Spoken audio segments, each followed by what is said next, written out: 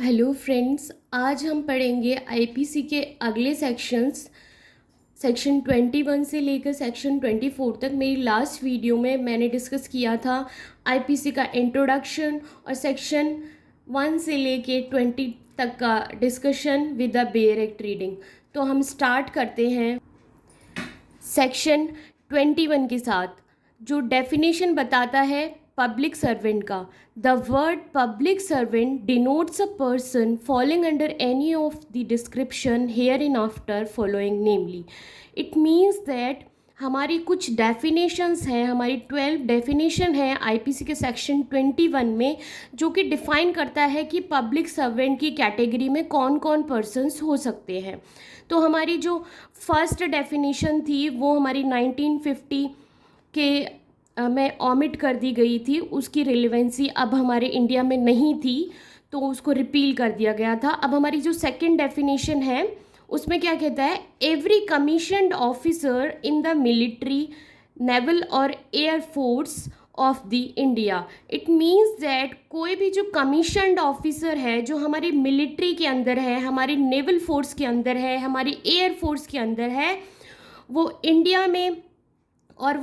में है तो हम उसको पब्लिक सर्वेंट बोलेंगे, क्योंकि उसकी ड्यूटी है पब्लिक को सर्व करना, उस ऑफिसर की ड्यूटी है पब्लिक को अपनी ड्यूटीज़ देना। तो थर्ड डेफिनेशन देखेंगे, एवरी जज including any person empowered by law to discharge whether by himself और a member of body of the persons any adjudicatory functions. It means that प्रत्येक ऐसा जज जो कि ऐसे पर्सन्स को इंक्लूड करता है जिसको लॉ ने ये पावर दी है कि वो कोई भी एजुकेटरी फंक्शन है उसको कर सकता है। मीन्स कोर्ट का ट्रायल कर सकता है, कोर्ट की प्रोसीडिंग में एक डेफिनेटिव जजमेंट वो दे सकता है वो पर्सन। तो ऐसे प्रत्येक पर्सन को उस जज की कैटेगरी में रखते हुए उसे हम पब्लिक सर्वेंट मानेंगे। हमारी फोर्थ डेफिनेशन कहती है, every officer of A court of justice including a liquidator, receiver और commissioner whose duty it is as such officer to investigate or report or any matter of law or fact, or to make, authenticate, to keep any document, or to take charge or dispose of any property, or to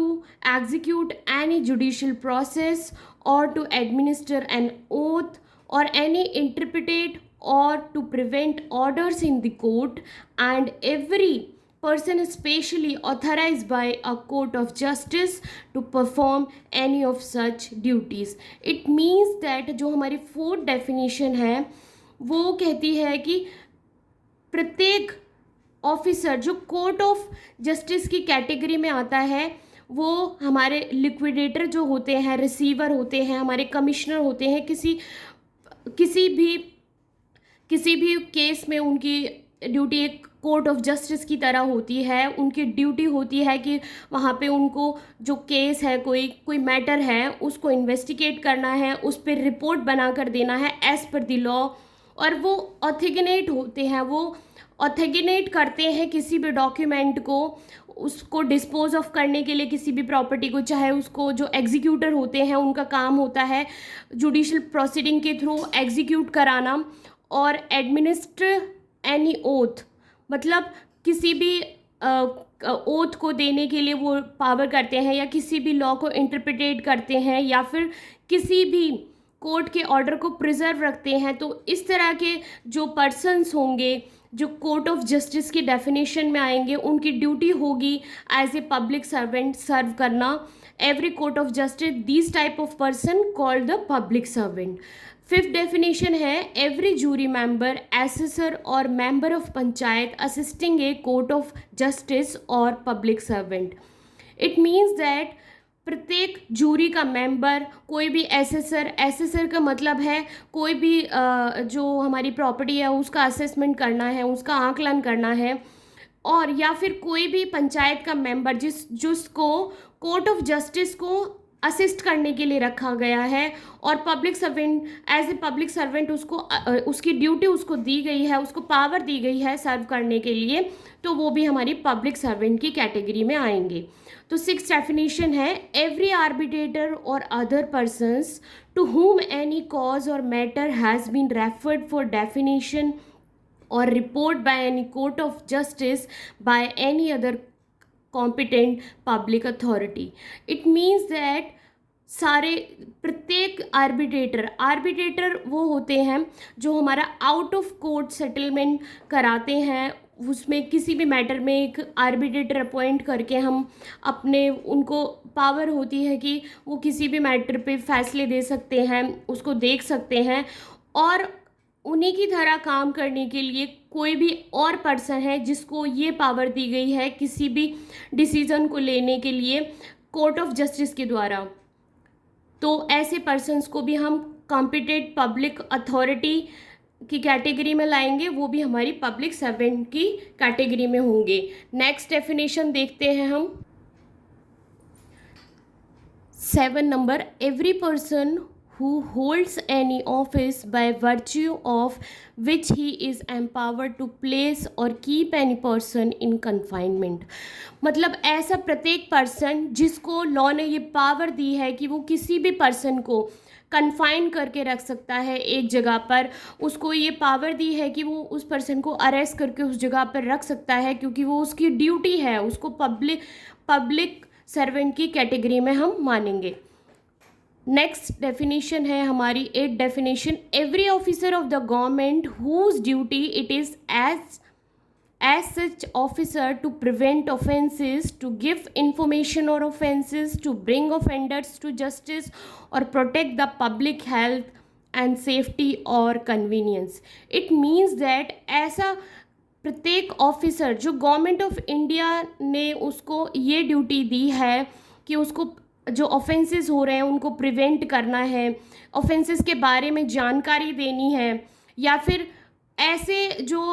अपराधी हैं उनको पकड़ कर लाना है और उन्हें सज़ा दिलाना है, जिससे हमारी जो पब्लिक है उसका, हमारी पब्लिक की जो हेल्थ, सेफ्टी, सिक्योरिटी और कन्वीनियंस बना रहे। तो ऐसे पर्सन्स को भी हम पब्लिक सर्वेंट की कैटेगरी में मानेंगे। एग्जाम्पल के लिए हम इसमें हमारे पुलिस ऑफिसर्स को भी ले सकते हैं। नेक्स्ट हमारा डेफिनेशन है, every officer whose duty it is as such officer to take, receive, keep और expend any property on behalf of government और मेक एनी सर्वे, असेसमेंट और contract on of the government और to execute any revenue process or to investigate or to report any matter affecting the pecuniary interest of the government, to make, authenticate or keep any document relating to the pecuniary interest of the government or to prevent the infraction of the laws for the government for the protection of the pecuniary interest of the government। It means that हमारे प्रत्येक ऐसे officer जिनकी duty ये देखना है, उसको रख रखाव करना है ऐसी प्रॉपर्टीज़ का जो गवर्नमेंट की हैं,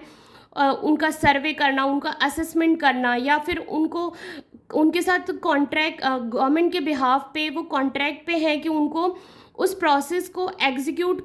किसी भी प्रोसेस को वो एग्जीक्यूट करा सकते हैं रेवेन्यू प्रोसेस के लिए, और वहाँ पे इन्वेस्टिगेट भी कर सकते हैं, उसकी एक रिपोर्ट बनाकर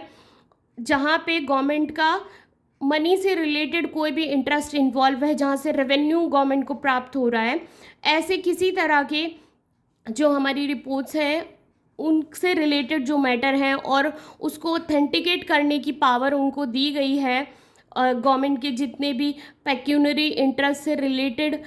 जो मैटर हैं उनको देखने के लिए, और प्रिवेंट करना है कि infarction of any law for the protection of the pecuniary interest of the, मतलब कि गवर्नमेंट का हार्म होने से बचाना है, वहाँ पे उसके जो रेवेन्यू इंटरेस्ट है उसको प्रोटेक्ट करके रखना है, किसी लॉ का ब्रेक ना हो। तो ऐसे ऑफिसर्स की जो ड्यूटी है वो एक पब्लिक सर्वेंट की तरह होगी।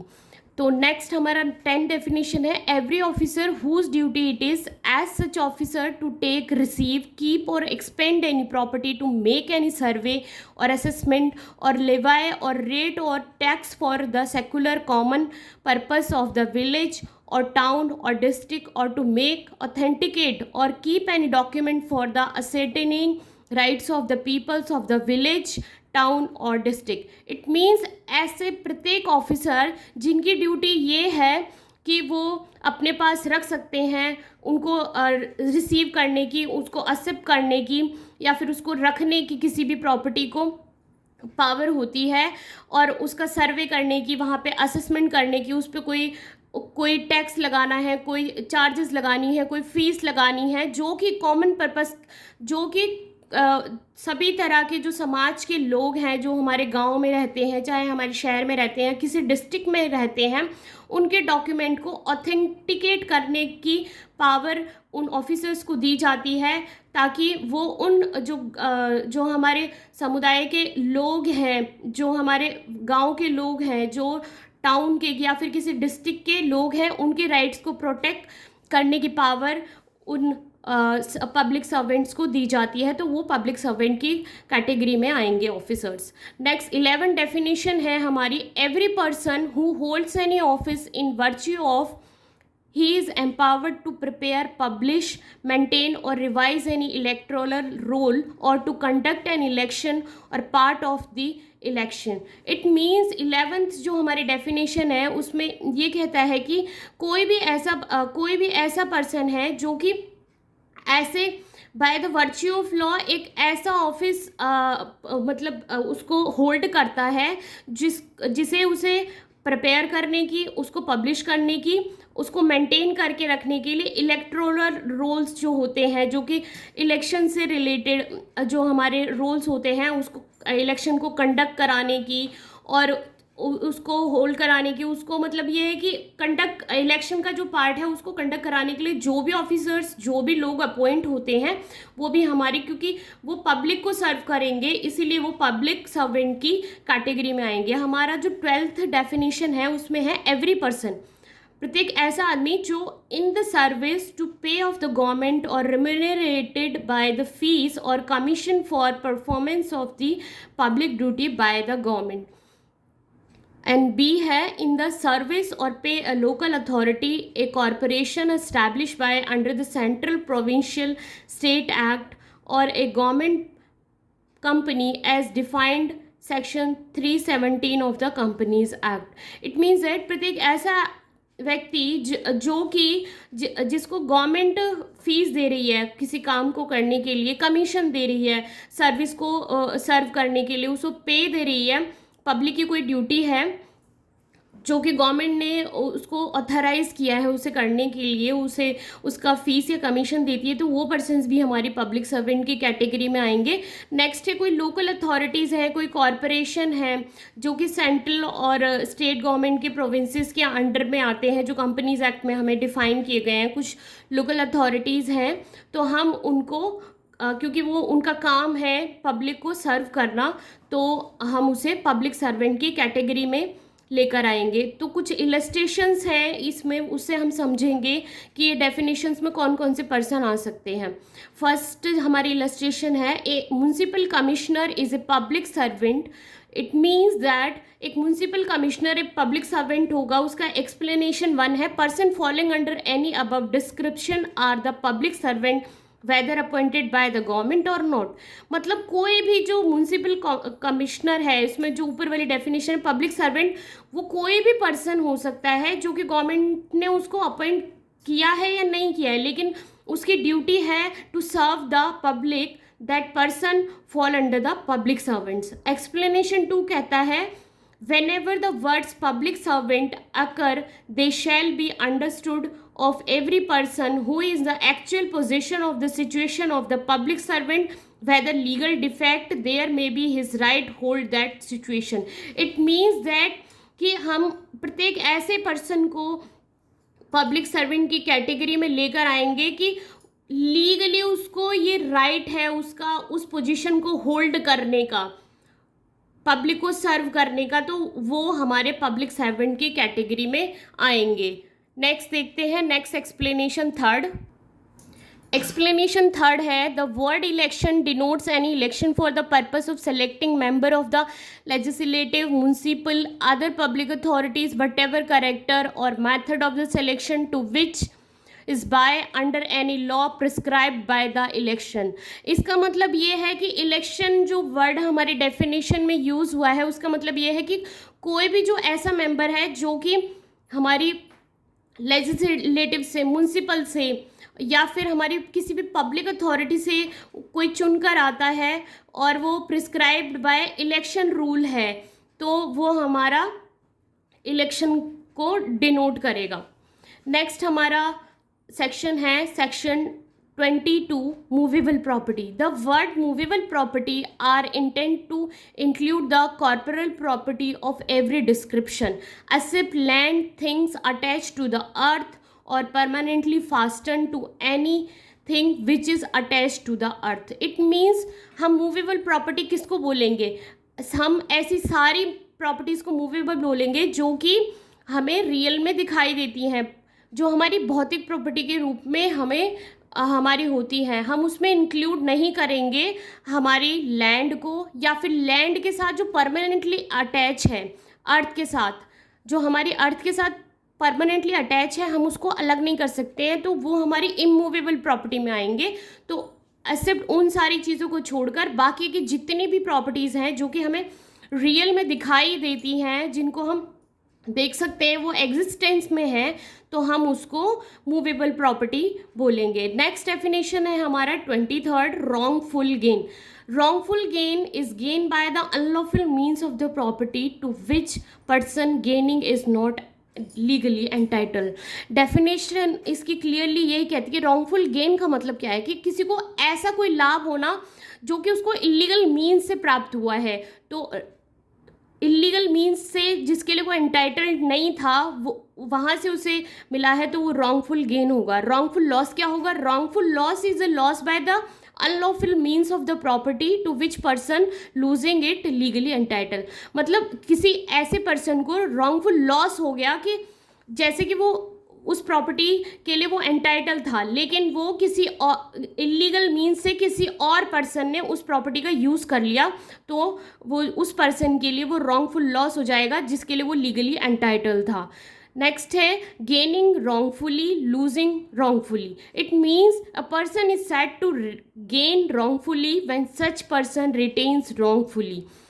इट मीन्स दैट अगर वो किसी चीज़ को, किसी भी प्रॉपर्टी को रॉन्गफुली गेन करता है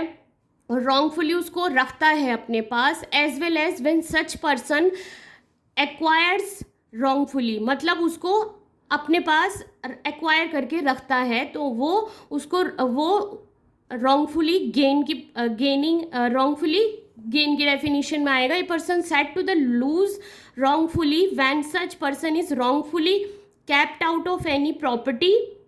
as well as such person is wrongfully deprived of property। मतलब कि वो पर्सन मतलब रॉन्गफुली जो गेन कर रहा है किसी प्रॉपर्टी को, वो उसके जिसने जिसको वो एंटाइटल थी प्रॉपर्टी, उसके राइट को डिप्राइव कर रहा है, उसको मतलब नुकसान पहुंचा रहा है, उसको रॉन्गफुल लॉस हो रहा है उस पर्सन को जो उसके लिए एंटाइटल था। अब हम इसके एक एग्जाम्पल में देख लेते हैं। हमारा एक केस लॉ है, उसमें रॉन्गफुली, गेनिंग रॉन्गफुली और लूजिंग रॉन्गफुली का एक एग्जाम्पल देके समझाया है, जिसमें हमारा सुप्रीम कोर्ट का एक इम्पॉर्टेंट लीडिंग केस है KM मेमा वर्सेस स्टेट ऑफ राजस्थान का। उसमें ये कहा गया था, अपीलेंट अकेडन on the training in the Indian air force academy Jodhpur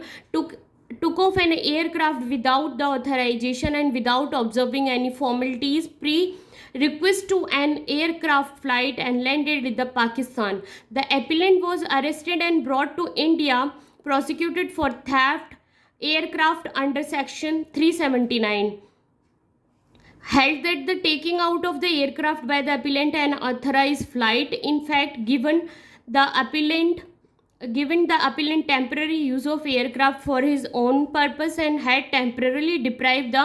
owner of the aircraft which is the government of its legitimate use of particular aircraft for the Indian Air Force on that day. Such an act was clearly a gain or loss by an unlawful means within the section 23. It means इसमें ये कहा गया है कि कोई हमारे जो Jodhpur air force की एकेडमी थी वहाँ पे कोई ट्रेनर था जो कि उसको ट्रेनिंग दी जा रही थी कि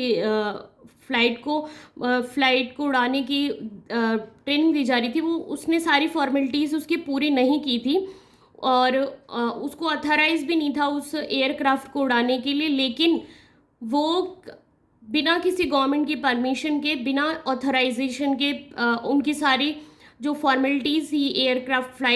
फ्लाइट की, उनको फॉर्मेलिटीज़ को पूरा ना करते हुए उसको उड़ाकर वो पाकिस्तान में लैंड कर जाता है। तो हमारी जो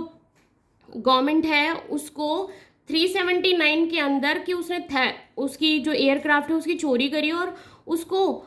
अनऑथराइजली, क्योंकि वो गवर्नमेंट उसके लिए ऑथराइज थी, उसको गवर्नमेंट उसकी ऑनर थी उसको यूज़ करने के लिए, तो उसने रॉन्गफुली गेन किया अनऑथराइज तरीके से फ्लाइट को उड़ाने का, और गवर्नमेंट को हमारा यहाँ पे लूजिंग रॉन्गफुली गवर्नमेंट को लूज हुआ है उसके राइट का। तो इस वाले हमारे जो केस लॉ है इसमें गेनिंग रॉन्गफुली और लूजिंग रॉन्गफुली को समझाया गया है। नेक्स्ट हमारा डेफिनेशन है section 24 dishonestly. Whoever does anything with intent of causing wrongfully gain to one person or wrongful loss to another person is said to that this is the dishonestly. It means that कोई भी person ये intention रखता है कि किसी भी उसको wrongful gain होगा और दूसरे को रॉन्गफुल लॉस हो रहा है, तो उस पर्सन को हम उस चीज़ को हम डिसऑनेस्टली कहेंगे। ये जो हमारा डिसऑनेस्टली वर्ड है ये फ्रॉडुलेंट वर्ड से थोड़ा सा डिफरेंस है। ये हमारे कमेंट सेक्शन में कैसे डिफाइन करा हुआ है। While the term dishonestly is defined in section 24 of this code talks about the wrongfully loss to another, expression fraudulent is wider, includes any kind of injury, harm to the body, mind and reputation inter alia. It means that dishonestly जो word है हमारा वो सिर्फ यही बात करता है कि एक कोई पर्सन है उसको कोई रॉन्गफुल लॉस हो रहा है, और जो फ्रॉडुलेंट वर्ड है उसमें किसी भी टाइप की इंजरी या फिर किसी को बॉडीली हार्म हो रहा है, किसी माइंड रेपुटेशन उससे रिलेटेड उसके साथ फ्रॉड हो रहा है, तो वो उससे बिल्कुल डिफरेंट हो जाएगा। ये हमारा case low union of India Ravinder Singh 2011 supreme court का एक केस है, उसमें ये डिफाइन किया हुआ है हमारा जो डिफरेंस है dishonestly and fraudulently. Thank you friends, I hope so आप सभी को आज की जो डेफिनेशंस है कुछ क्लियर हुई होंगी। अगर आपको मेरा ये जो समझाना है अगर आपको समझ आता है तो मैं आपसे रिक्वेस्ट करूँगी कि मेरे चैनल को सब्सक्राइब करें और लाइक करें। Thank you.